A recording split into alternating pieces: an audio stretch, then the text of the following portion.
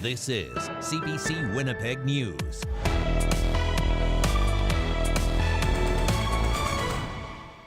Good evening. Thanks for joining us. Torrential downpours, flooded streets, businesses and basements, and now the cleanup. It's been a busy day for many in southeastern Manitoba after heavy rain swamped the region.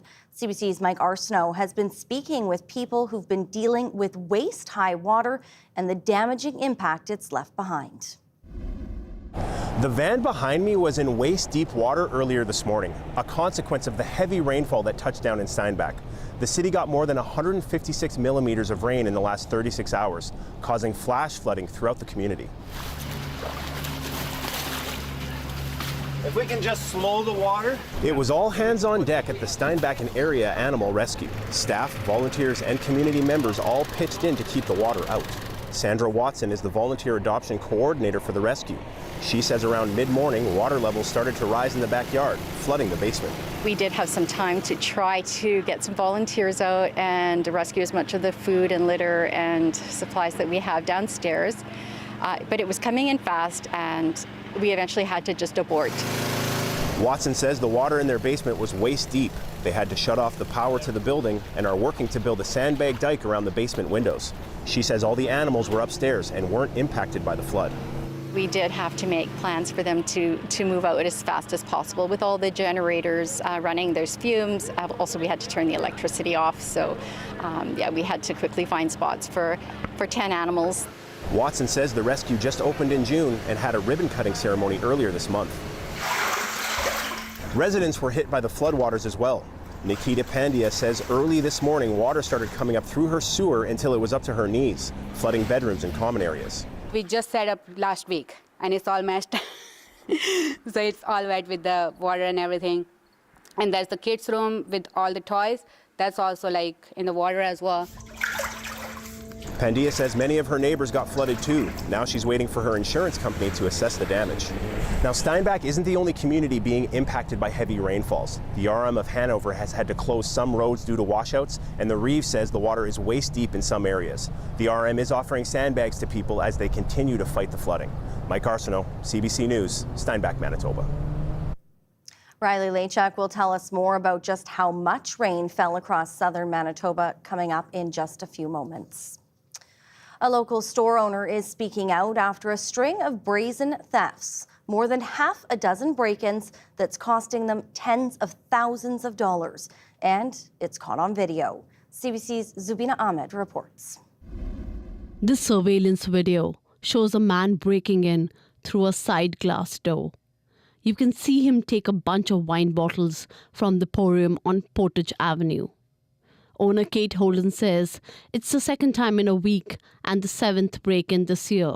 Going through the full pane window and ransacking the store. So the last two in the last week have been where they've literally taken a shopping basket and gone shopping because they know that there's a delay between the alarm company, the guard, and when the police arrive. Holden says the thefts have cost the business about $50,000 this year. She says the culprits are getting more brazen and the store is usually targeted overnight. You can see them break through the window with a cinder block or rocks. You can see them jump in through the window, lift up the film, get into the store, grab a shopping basket. They're looking for certain bottles. They're looking for the most expensive bottles.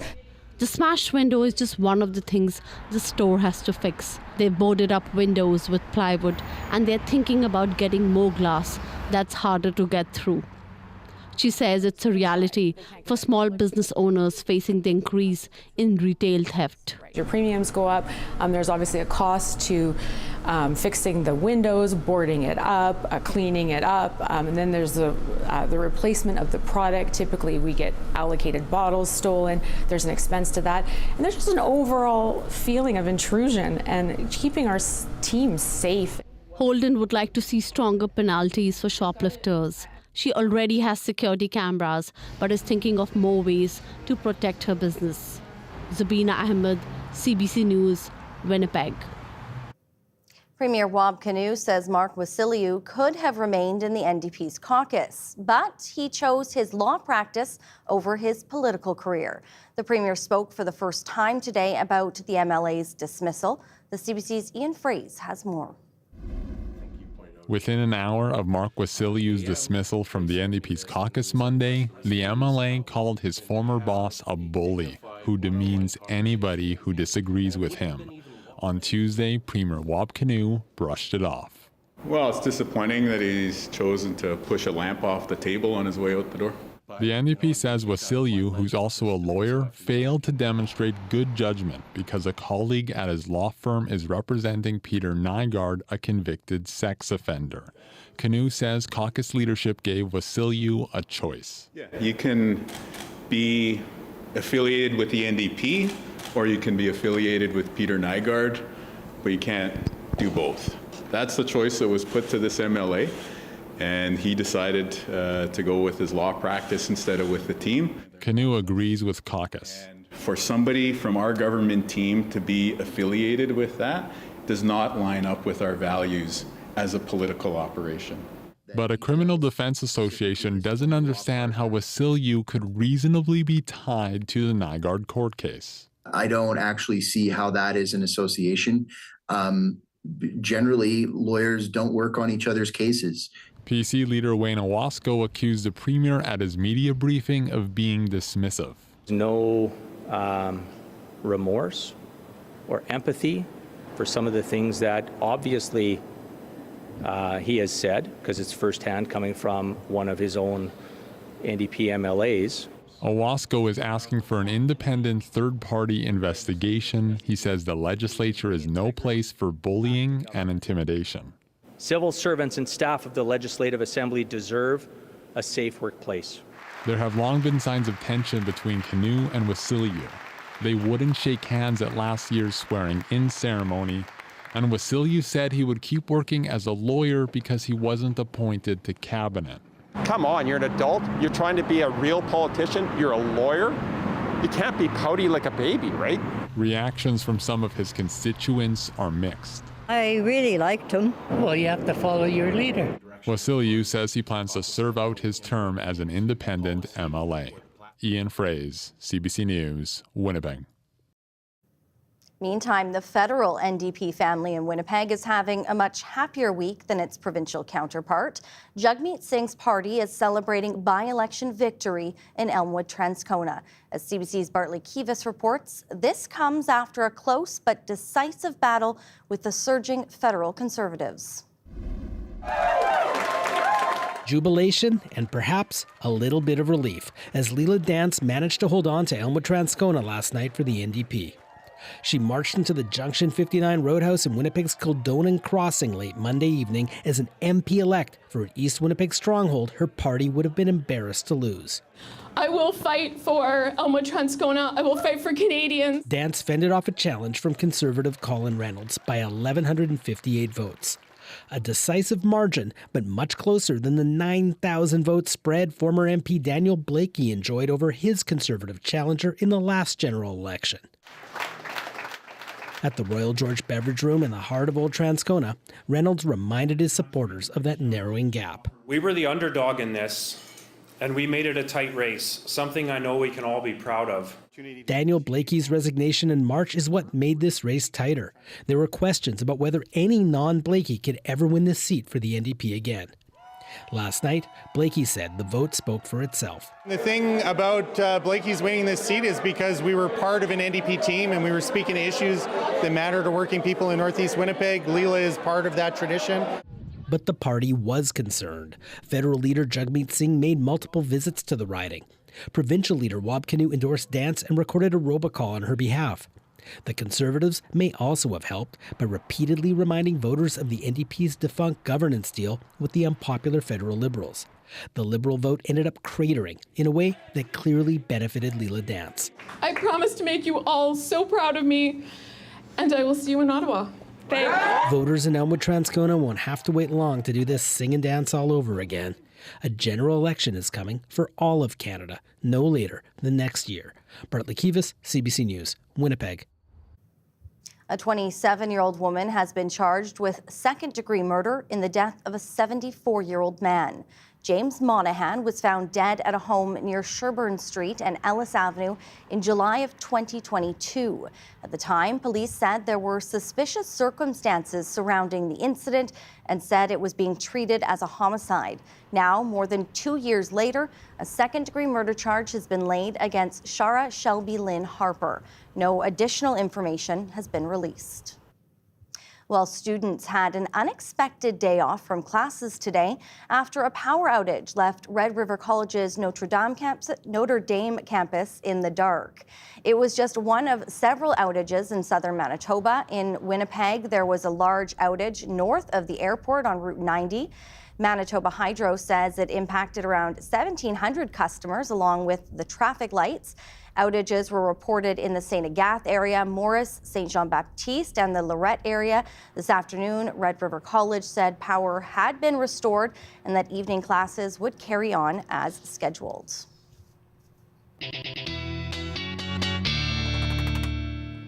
I turned French there for a second, Riley. I'm not sure if you caught that. Notre Dame is what we were talking about. We've been talking about this tremendous rain for the last 24 hours, 36 really, and something that we were all dealing with here, but really the southern part of the province getting hit hard. Yeah, and I want to step back to that item from Mike a bit earlier in the show and all that rain that fell in Steinbach, which is what I'm going to talk about, 155 millimeters in Steinbach, and putting the context into that number, which is also important here, is that normally in Steinbach you'd get about 56 millimeters of rain in the month of September. So this is almost 3 months worth of rain falling in just a little bit over a day. So that's some context into those numbers there. Alma, 205 millimeters of rain, 133 in the last 36 hours in Winkler, close to 100 in Morris as well. And if we look to Winnipeg, up to this morning, about 10 to 15 millimeters of rain had fallen as of about 9:30 this morning. So don't have to go far to find some very heavy rainfall and some impressive rainfall totals along with some of that flooding there. We've been dealing with some tornado warnings north of Dryden in particular through the later afternoon hours. This all part of that system that rolled through southern Manitoba overnight into early this morning. But look at this, back to a mainly clear sky in southern Manitoba. We clear out as we head through the overnight period tonight, Brittany. We're looking down to 17 degrees tonight. I'll have your long range coming up. All right, thanks, Riley. Welcome. Community groups have won a fight over funding from the City of Winnipeg, which is now scaling back proposed changes to its community grants program. More on that straight ahead.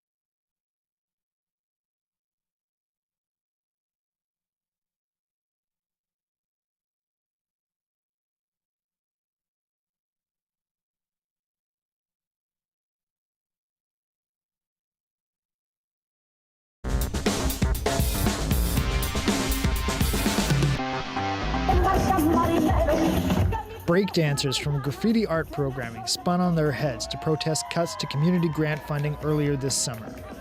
Dozens rallied outside City Hall. Mayor Scott Gillingham's inner circle delayed the vote in June to come up with a different plan.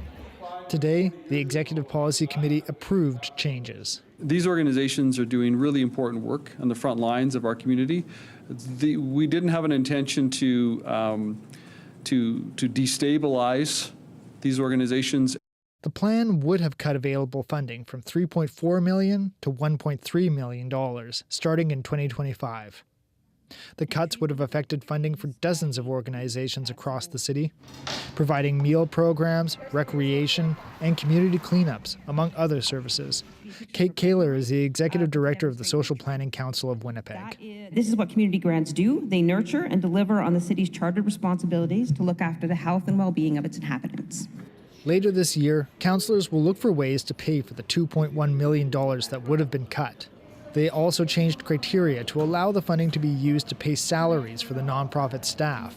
Vivian Santos is the chair of the Community Services Committee. So this is really, of course, near and dear to my heart as a councillor that represents the inner city that has a lot of these nonprofit organizations in. One aspect of the original plan remains.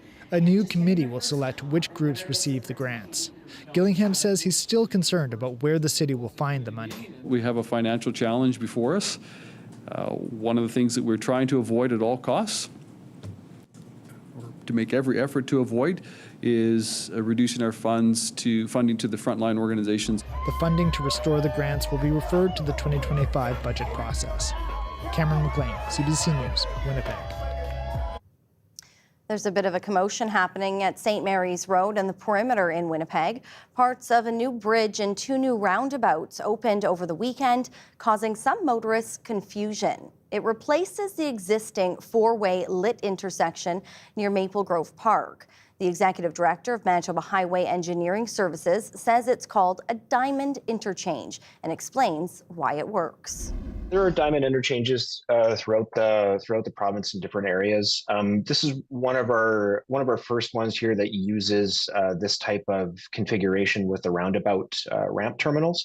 And it is chosen because it's, operationally it works very well in this area, but mostly for safety reasons. This is actually the first step. It's an interim step toward the ultimate configuration of this interchange, which would be constructed at some point in the future when it's required. That interchange is called a diverging diamond interchange. That's a little bit more difficult to explain, but that interchange is designed to eliminate what are called left turn conflicts and make the overall interchange performance much safer.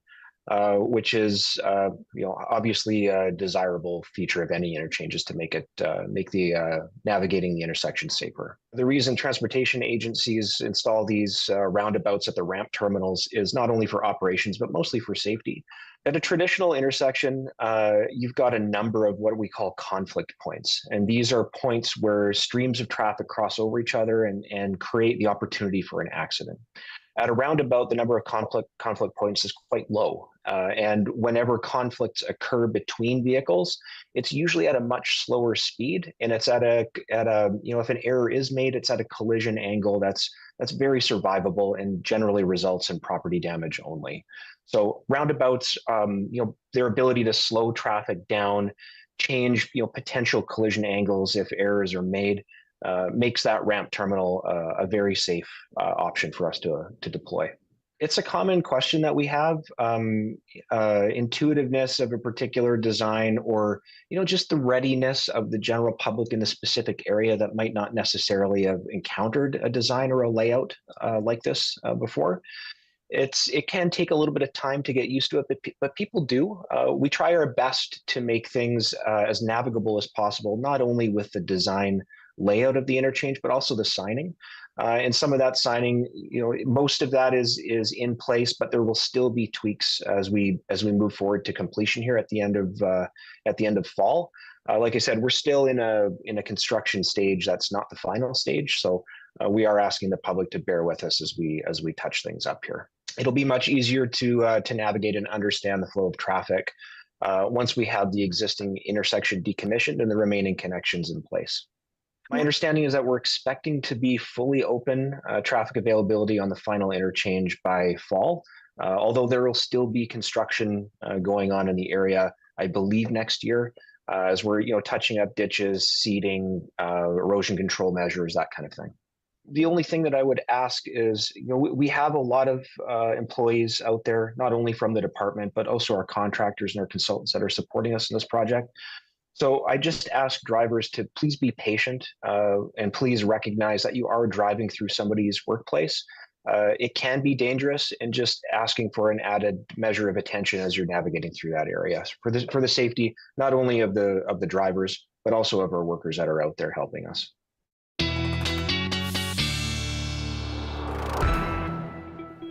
There was a lot of online chat and confusion this weekend about that, and I will say it's not my favorite kind of diamond. I like the sparkly one a bit better, so maybe I'll just avoid the area altogether. A couple other areas to avoid in southeastern Manitoba, pardon me, with all that rainfall that they got. Yes. We saw lots of cars that were just stuck in place, unable to get through some of that deep water. It is a good reminder that if you see a street or a road that has some water on it, you might want to avoid it just because you don't know if something's washed out underneath. Particularly in some of the rural areas, which I want to show you a picture here. This is from the Steinbach and the Mitchell area here. Some very full ditches, and in some cases we're seeing some washouts and some culvert failures. This picture from Lincoln. So just be mindful that if you see full ditches like this and the road washed out, you might want to avoid it. I know this particular road doesn't look like it's washed out, but if you do see something like that, you might run into some issues if you try to drive on a road like that. So just keep that in mind. We've been clearing through the afternoon here. I know the clearing was a little bit later than expected here in the Red River Valley. That's because this system that brought all that rain into southeastern Manitoba through the night into the day today has been making its way up through northwestern Ontario. But behind that, some sunshine, albeit a little bit short-lived. That's because we have another area of low pressure that's been forming in Montana and North Dakota. And this is going to make its way up into Saskatchewan and through Manitoba as we get through the next couple of days, which we'll break down for you right now. So here's the remnants of that system as it moves off into far northern Ontario. Behind that, cloud starts to build in overnight tonight again. So a bit of a partly cloudy night tonight, increasing clouds into the morning, and you can see the beginnings of that next area of low pressure starting to move into southwestern Manitoba first thing in the morning. By 9:30, that's already hitting areas like Brandon, Verdon, down through Morden, Winkler, even as far east as Emerson.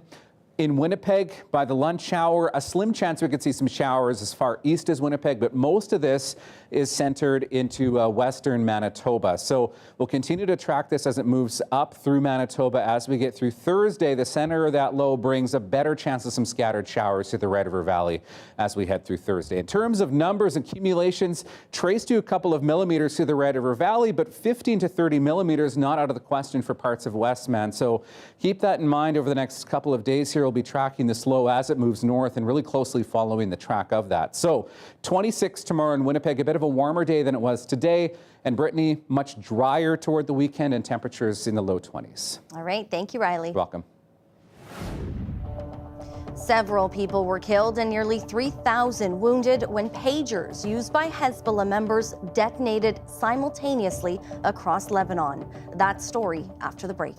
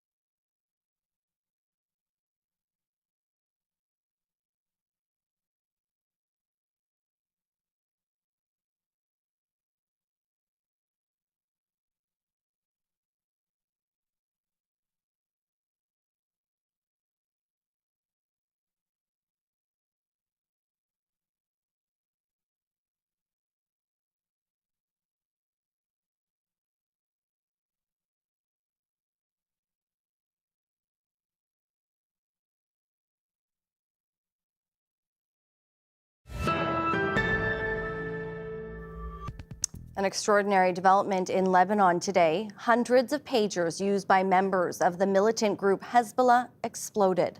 The country's health ministry says at least 11 people are dead and hundreds critically wounded. Here's Sasa Petrusik from Jerusalem with what we know so far. In the southern suburbs of Beirut and throughout southern Lebanon, ambulances are rushing people to hospital with severe injuries to their limbs, to their eyes, and in some cases, people have been killed. Now, what's behind all of this? Pagers are exploding, and especially those being carried by members of Hezbollah. That's the militant group which have been fighting a war with Israel for months now. The fighting has escalated, usually with barrages of rockets fired over the border and with Israel hitting targets inside Lebanon with its jets. But today, it's about pagers. The pagers themselves seem to be overheating. Suggestions from officials in Lebanon are that these are getting signals which push the lithium battery inside to overwork and overheat up to more than 500 degrees Celsius, which can cause very serious injuries. Hezbollah itself is saying that this is the biggest security breach that it has faced from Israel since the beginning of this fight. Now, Israel itself is not confirming or denying that they are behind this attack, but they have been known in the past to use cell phones, for instance, to guide in drones when they're trying to attack an individual. In this case, we're not sure exactly how this is being done, but certainly throughout Lebanon today, hundreds of people are being injured by pagers. Sasha Petrusik, CBC News, Jerusalem. Winnipeg's by-election last night in Elmwood-Transcona wasn't the only one in the country. The federal Liberals suffered another blow by-election, losing a safe seat on Justin Trudeau's home turf in Montreal. CBC's Catherine Cullen looks at what it could mean for the party's future and the prospects for a general election. For the Bloc Québécois, a win on the island of Montreal is a welcome twist. It's awesome. For the Liberals, it's especially painful. What went wrong? Well, we lost. Actually, I'd probably take it quite personally. A Liberal stronghold previously represented by a Prime Minister. Le Salle-Lemart Verdun and its predecessors have gone red for most of the last half-century. Obviously, it would have been nicer to be able to win and hold Verdun. It leaves the Prime Minister to explain why his party can't hold a seat in his own backyard. We need people to be more engaged. We need people to understand what's at stake in this upcoming election. Asked in French if it puts his leadership in question, the Prime Minister says there's work to do and they'll keep doing it. It comes after a surprising by-election loss in Toronto in June, both key areas the Liberals rely on for votes to form government. This Liberal MP was asked if the Prime Minister could stay on. The bottom line is when people speak, we need to listen. In fact, there is no way for the Liberals to dump their leader, and he insists he will fight the next election. People are done with the Liberals. They're done with Justin Trudeau. They're done with the Liberals. They are finished. Yet the NDP saw mixed results, keeping the Winnipeg riding of Elmwood-Transcona. But despite more than half a dozen visits from leader Jagmeet Singh, they came in third in Montreal. We have the ability to win within striking range. Canadians in the former Liberal strongholds of Toronto and Montreal have now given their verdict. While the Conservatives still hope to force an election. Isn't it time for Canadians to have a chance to render their verdict right across the country? To do that, the Conservatives would need both the Bloc and the NDP to vote to topple the government. And right now, neither party sounds ready to commit to that. Catherine Cullen, CBC News, Ottawa. Canada's inflation rate dropped last month, and it hit a level that could lead to a substantial interest rate cut. The CBC's Nisha Patel explains. Prices at the pumps last month were down 5% from a year ago. Clothing and footwear also got cheaper, with retailers offering bigger discounts to attract consumers. All that helped headline inflation cool to 2% in August, returning to the Bank of Canada's target for the first time since 2021. So that's great news. And I think it bodes well for the Bank of Canada to continue lowering rates. But I don't think the story is quite over yet. Rents, though, continued to climb, up almost 9% compared to the same time last year. Mortgage interest costs jumped nearly 19%, and many Canadians are still feeling the impacts of years of rising prices. Gas today is cheap, diesel is cheap. I don't know why it should be cheaper. Everything else is expensive. 90% of the money I spend in my day-to-day life is food and rent. The amount I'm spending on groceries and rent, I don't know how this can get much worse. Still, the threat of inflation has largely subsided. High interest rates made borrowing more expensive, slowing consumer spending. But that's also had ripple effects. The level that interest rates are at is still putting the brakes on the economy. Labor market, we've seen employment stalled, and the unemployment rate has really picked up in recent months.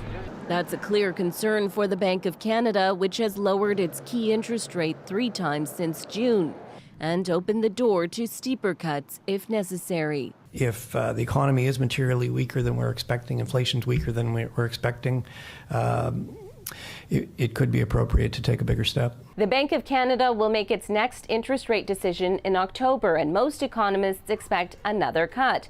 With forecasts, the key interest rate will hit 3.5% by the end of this year. Nisha Patel, CBC News, Toronto. Hip-hop musician Sean Diddy Combs has pleaded not guilty to numerous charges in a New York City court. He was arrested in Manhattan yesterday on allegations stretching back 16 years. CBC's Eli Glasner has the latest and a warning. This report contains video that some may find disturbing.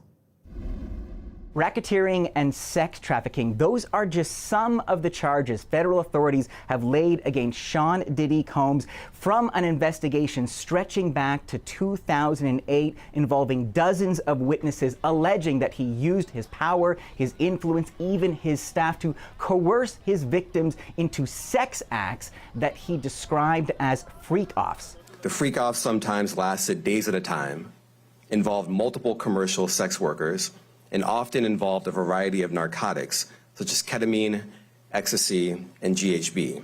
Now, Combs is alleged to have used recordings of these so-called freak-offs as leverage to keep the victims silent. In the meantime, Combs today is now saying that he is innocent, that he had a no guilty plea in court, and his lawyer is saying he came back to New York City in order to face these charges head on. He's going to fight this with all of his energy and all of his might and the full confidence of his lawyers, and I expect a long battle with a good result for Mr. Combs. Flashback to the late 90s and the early 2000s, and certainly Sean Diddy Combs, or Puff Daddy, one of his many names, was one of the most successful hip-hop recording artists and entrepreneurs, launching his own music labels, reality shows, liquor products, and much, much more. And in fact, it was just as recently as September of 2023, he released a new album, The Love Album, featuring guest appearances by Justin Bieber and DJ Khaled. But soon after that album was released in November, his former girlfriend, Cassandra Ventura, or Cassie, a former recording artist, released a lawsuit where she alleged that Sean Diddy Combs physically and sexually assaulted and drugged her. Now, that lawsuit was settled very quickly. Since that time, many others have come forward with similar allegations of physical and sexual assault and abuse from Sean Diddy Combs. In the meantime, he has been divesting himself of his many properties, selling parts of his media company, his music label, his relationship with the liquor company, even putting his Hollywood home on the market. At this time, Sean Combs remains in custody after the judge denied his request for bail. Eli Glasner, CBC News, Toronto. It's a culinary guessing game. Bakers are tasked with decoding what type of dessert was made when all that's left are just a few elusive clues. More on the new show coming up.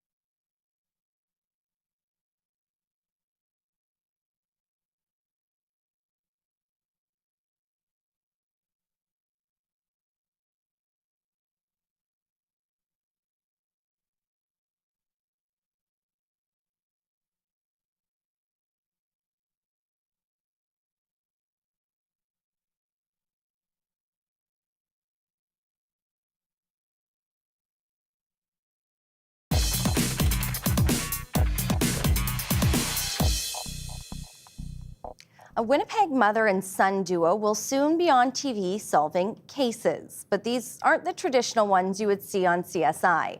This is Crime Scene Kitchen. The show is hosted by actor and comedian Joel McHale. It challenges baking duos to guess what kind of treats were made in a kitchen when all that's left are the crumbs. And you can watch it here on CBC when it premieres on the 26th. A mother-son duo from Winnipeg are taking part and spoke with Marcy Marcusa earlier today. What was it like being in there with your mom? And I know you can't tell us everything about the show, but tell us some of the experiences that you had in some of the episodes that were the most fun. For sure. It's super funny because she used to be a professional baker, but then hasn't baked in over a decade. And I've been baking more recently. So our first time professionally baking together in the same kitchen. So you never really know what's going to happen. But, you know, we've both worked in the industry and things kind of work out. But yeah, we're both pretty stubborn. So despite there being that unconditional love, there's definitely some moments. What happened to your love of baking and being involved in baking after the Great Canadian Baking Show? Did it change? Because you obviously get a lot of attention when you're on a show like that. Yeah, I've been lucky to have a couple opportunities to do these really cool shows. And it sounds super corny, but really you learn more about yourself than anything else. So kind of being more confident yourself, finding yourself, and that's been really special. And that just comes out in how you express yourself, which is in food and in baking. Now, you always have expressed yourself. I seem to recall you being in a Winnipeg baking club and you made, was it a ranch dressing cake with raw carrot or something like that you put forward? Yes. Yeah, that's They're not all hits, okay? Do you love to be experimental still, though? Tell me what you've learned about yourself in terms of being part of these projects. Yeah, I mean, I cooked for over a decade as well and kind of got out of the industry and now back in it. And it really is just how I express myself, and a lot of that food background kind of comes into why I like to bake. But really, I mean, I just like to do it. I just like to make food for people. So. Karen, when did you first start baking? You were a commercial baker then. Yeah, I started baking in '91. Industrial. Needed a job and a change of career, so that's what I did. And I worked in grocery stores primarily up until the early 2000s, and then we moved to Winnipeg from BC, and then I did a few smaller bakeries, and then kind of left. It just took a toll on my body, and it was time to kind of move on and change careers and do something else. Does he get his experimental action in the kitchen from you? Or? No, I think I'm very kind of like with cooking. I can do whatever with a recipe. With baking, I'm kind of always following the recipe pretty well. Nigel just goes right out there and manages to make it work. Yeah. Yeah. When you think about the format of this show, for people that haven't seen it, and I set it up, you do sort of have to solve what happened in the kitchen. What was that like trying to solve these things? It's incredibly stressful because you're on a time crunch.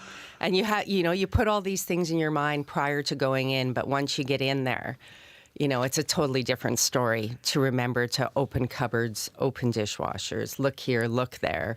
And they fake you out too. So you have to really think about it as you go quickly through the kitchen. Can you tell us a bit more about the premise of the show, Nigel? And then if you do solve it, where's the baking involved in it and the making involved in it? How does that work into the premise? Yeah, so for each episode, there's 2 crime scenes. One's like a safety bake, and whoever wins that kind of moves forward to the next episode. And then there's an elimination bake. So the stakes only go higher throughout the episode. And you might find these clues and start baking something that might be completely wrong, but you kind of just got to fully commit to it. And luckily, between the two of us and decades of baking, we have a compendium of recipes and stuff that we can pull from. But even then, it's hard. Yeah. Now, I know you guys can't tell us how you did on the show, but can you tell us a story of one success? Are you able to do that, where maybe you had something succeed, or are you not even allowed to share that? I feel like we're not allowed to say anything. Not allowed to share anything. Okay, no. okay. Yeah, other than sometimes guessing is fine. You can guess. It would be so difficult because you have to, like you said, commit. And then did you ever get halfway through something and know you were wrong and go, oh, you know what? We're not onto something here, Nigel. I don't think this is right. Yeah. Oh, yeah. You second guess yourself through the whole process because you literally have such little to go on unless you've, magically figured it out. But even then, you don't know, right? So I'm not sure if you share the sentiment that Nigel just expressed, that you learn also about yourself, even though you said it sounds cheesy. I think it's totally true. Anything like that, pressure environment, something different. What did you learn about yourself? I learned that you can do anything, any age. It doesn't matter. As nervous as I was, it was a fabulous experience. I think it made me stronger. It made our relationship stronger. We already had a good relationship, but even better. I just felt that it made me goofy, though, I found out. I think I get a little, when I'm nervous, I get goofy. So, but yeah, I think it made me stronger and made me feel that I can do anything. I love that. Yeah. I really love that. Yeah. Has it made you have to cook or bake more now because you got back at it? No. What will you take away from the experience, Nigel? I really, I did this because it seemed fun. It seemed like a fun concept. And I really just wanted to do it with my mom. When you get in your 30s, there's less and less to do kind of with your parents, especially in an experience like this. So, it's a once in a lifetime opportunity, not just doing the show, but doing it with someone I love and who inspires me like my mom. So it's a really cool experience.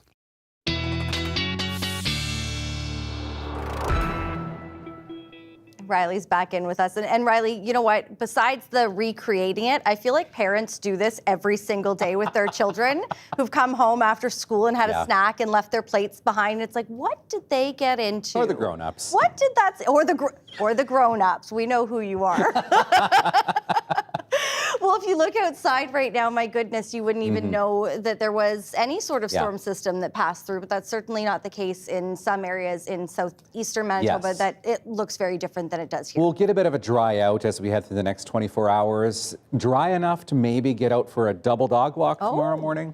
Okay. I don't know. Here you go. Let's take a look. Depends where you are in the province. First up, here is Bublik and Pranic. Lisa and Denny sent this picture in. You can send yours to talkback@cbc.ca. And I have on good word that this is their favorite news program to watch. So we appreciate and we love you. We're looking at a 21-degree start to the day tomorrow morning. Southeast winds, 20 gusting to 40. We want to see those winds pick up as that system, that area of low pressure, makes its way through Saskatchewan into Manitoba as we head through the day. So by 4 o'clock, we do have a slight risk of some thunderstorms again tomorrow afternoon. The best chance for that, which I'll get into, is through southwestern Manitoba as we head through the earlier part of the day tomorrow. But certainly we'll feel those southeast winds tomorrow afternoon, 30 gusting to 50. And then we're back to a partly cloudy evening tomorrow and 23 degrees. Sunset now at around 7:30 or so in the evening. It really gets dark. It feels like it gets dark earlier in the evening now as we head toward fall, which begins later on this week.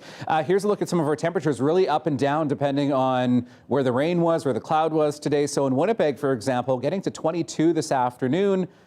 Swan River getting to 27 this afternoon, where it's been a lot sunnier throughout the day through parts of western Manitoba. In fact, much of the southwest has been under a mainly sunny sky throughout the day today. Fort Frances even getting to 28, but Red Lake and Kenora still in that rain as we get into the evening hours here. So overnight tonight, mainly clear skies tonight. A bit of cloud still hanging around. 17 in Winnipeg overnight tonight. Slight chance of an overnight or early morning shower or thunderstorm through the southwestern part of the province, and looking at lows getting into the single digits again for northern Manitoba, 9s tonight in Thompson and Gillam. So mainly sunny skies to start in northern Manitoba. We start to see some of that cloud start to build in as we get through the afternoon hours associated with that area of low pressure. So a mainly cloudy later afternoon evening for places like Flin Flon and the Pas tomorrow at 22 degrees. Here's those showers and the risk of thunderstorms to start the day through southwestern Manitoba. That swings upward toward the north as we get through into the lunch hours. Slight chance for those Portage, La Prairie, and east. The best chance for that comes to the southwestern part of the province. But if we do see any showers, thunderstorms, looking like we'll see that through the later afternoon, Brittany, with a high of 25 tomorrow in Brandon. Your 7 days coming up. Thank you, Riley. You're welcome. Millions of bats across North America have died because of white nose syndrome. What one province is doing to protect them from the disease. That story is next.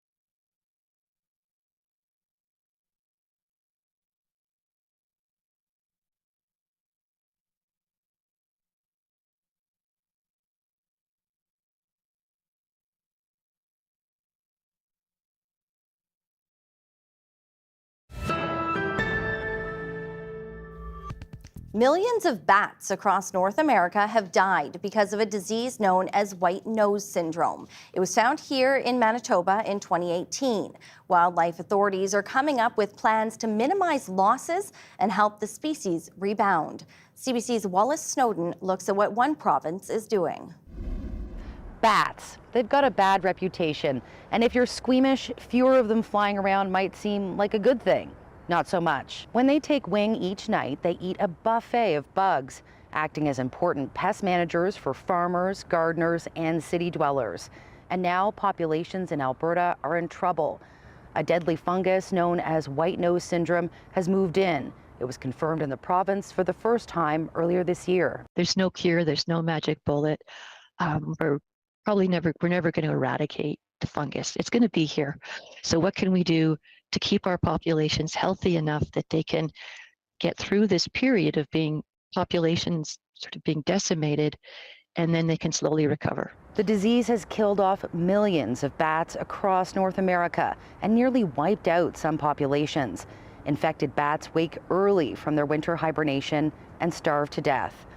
Alberta has released a strategy for how it plans to fight the disease. It all comes down to protecting known bat territory, forests like this one, and caves the bats rely on. It also calls for more population research and disease tracking. Part of the challenge is that these creatures are very elusive and remain a bit of a mystery even to the experts. But if we want to help them, we need to understand them better. We think we have millions of bats, but we don't know where almost any of those hibernate. We can account for maybe up to 5,000 of those bats, and that means we can't protect their habitat. We can't ensure that they're not disturbed during the winter, and we also can't monitor in most situations whether this fungus is growing on bats. Even if all goes to plan, the outlook for Alberta bats is somewhat bleak. The province says population losses will be severe and recovery will take decades. The hope is that with some time and some help, the survivors can help rebuild the population. Wallace Snowden, CBC News, Edmonton. The worst flooding in decades continues to threaten a large area of Central and Eastern Europe. Heavy rains have been falling for nearly a week. In southwestern Poland, hundreds of residents spent the night filling and distributing sandbags to reinforce riverbanks. More than 40,000 people have been ordered to leave one threatened city. A hospital has been evacuated and roads and bridges have been damaged. Polish police performed a number of helicopter rescues to get people out of the flood zone. In the northeastern Czech Republic, a river breached its banks, swamping an industrial area and rail yard. Hundreds of people were evacuated from a nearby residential district.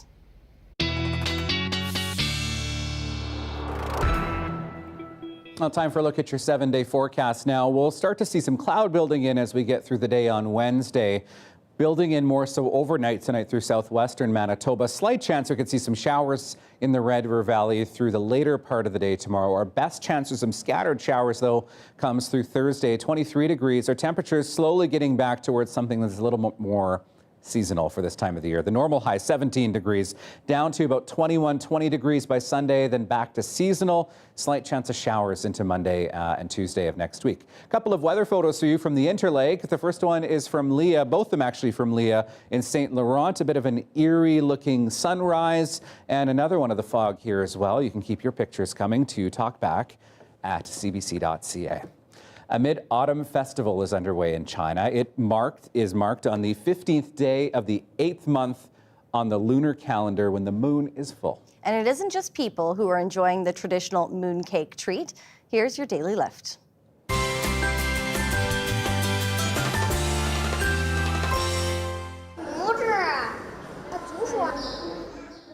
Animals at a zoo in southwest China have been snacking on special versions of the cakes made with ingredients that suit their diets. The treats are made with more than 10 different fruits and vegetables, ranging from apples, bananas, and carrots to watermelon. A variety of nuts is also a key ingredient in the custom cakes for some of the animals. Others savored mooncakes featuring steamed cornbread and tomatoes. In China, a full moon is seen as a symbol of reunion, harmony, and happiness. See, the feasts and the festivals aren't just for the humans. Yes, exactly. Everybody gets to take part. We can all take part and have a good time. Those sound pretty delicious, They do, too. actually. Well, have a wonderful evening. I hope you stay dry tonight. We'll see you back here tomorrow. See you tomorrow.